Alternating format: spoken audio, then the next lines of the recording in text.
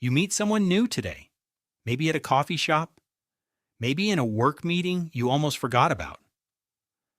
Within a tenth of a second before they've said a single word, your brain has already decided something about them. Trustworthy or not, safe or not, friend or threat. You didn't choose this, it just happened. And the real answer for why is far stranger than anything you've been told about first impressions. This isn't about reading people well. It isn't a skill you can sharpen with practice, at least not in the way you think. It's older than language, older than culture. It's a snap judgment carved into your brain by millions of years of a world where getting it wrong could get you killed. Here's the strange part. You're almost never given enough time to actually know if the judgment is correct, and yet you trust it anyway. Psychologist Alexander Todorov at Princeton University wanted to know exactly how fast this happens, so he ran an experiment. He showed people photographs of unfamiliar faces for just 1/10 of a second, a flash, barely enough time to register a face at all. Then he asked a simple question. Do you trust this person? The answers were remarkably consistent. Different people, shown the same face for the same fraction of a second, arrived at nearly identical verdicts. Trustworthy, competent, aggressive, calm. Todorov found that giving people more time to look, even a full second, barely changed their initial snap judgment. It only made them more confident in it. Think about that for a moment. Your brain isn't gathering evidence when it meets a stranger. It's matching a pattern. And that pattern was built long before you were born. So where does the pattern come from? To understand that, you have to go back, not decades, not centuries, hundreds of thousands of years, to a world without cities, without written language, without any way to check someone's reputation before you spoke to them. In that world, a stranger wasn't an abstraction. A stranger was a decision. Do you share your fire with this person, or do you run? Do you let them near your children, or do you not? There was no time for careful analysis. There was no background check. There was only the face in front of you, and whatever your brain could extract from it in an instant.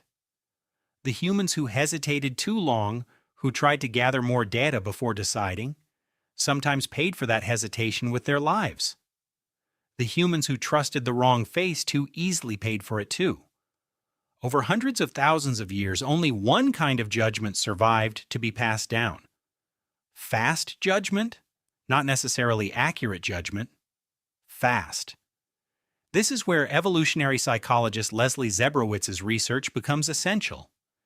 Zebrowitz studied something she called overgeneralization, the idea that your brain uses shortcuts meant for one purpose and mistakenly applies them somewhere else. Her most famous example involves babies. Human infants have certain universal features: large eyes relative to the face, rounded cheeks, a small chin.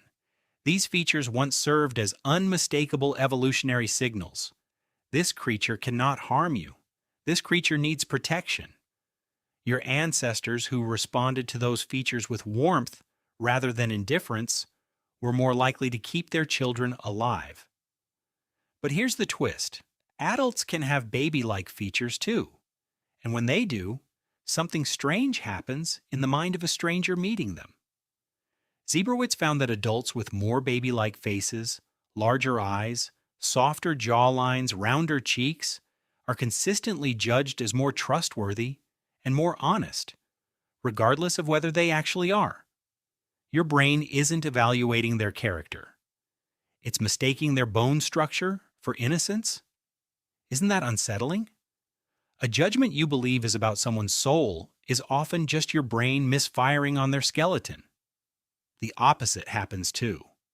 Sharper, more angular features, thicker brows, a stronger jaw, tend to be read as more dominant, more aggressive, even when the person behind that face is gentle. None of this is fair. None of this is accurate. But your brain was never optimized for fairness. It was optimized for speed in a world where speed kept you alive. Now here's where it gets even stranger. This isn't only about the shape of a face, it's about how many times you've seen a shape like it before. Social psychologist Robert Zajonc spent decades studying something he called the mere exposure effect. His experiments were simple, almost deceptively so.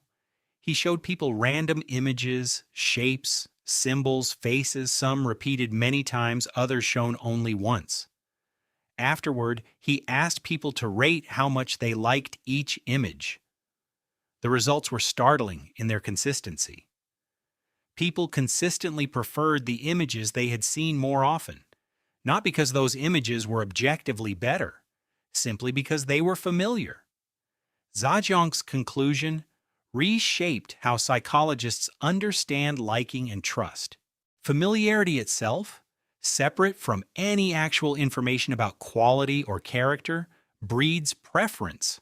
Apply that to a face. If a stranger's features resemble features you've seen many times before, in your family, your community, your childhood, your brain registers a strange kind of false familiarity. It feels like recognition, even though you've never met this person in your life. And that false recognition reads to your nervous system as safety.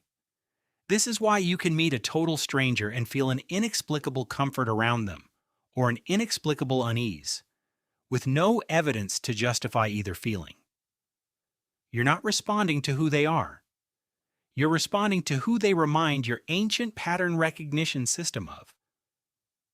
Does this mean your instincts are useless? Not exactly.